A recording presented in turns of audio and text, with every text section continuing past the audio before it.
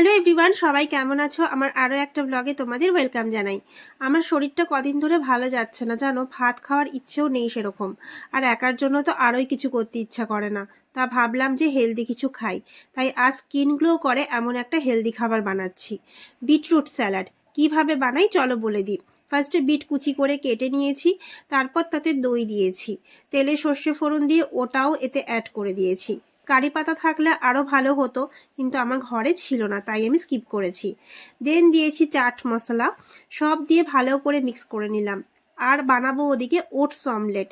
দুটো ডিম নিয়েছি, পেঁয়াজ, কাঁচা লঙ্কা কুচি, 2 চামচ ওটস, স্বাদ মতো নুন দিয়ে ভালো করে ফেটিয়ে নিয়েছি অমলেটের জন্য। এবার অমলেটটা জাস্ট ভালো করে ভেজে নেওয়ার পালা।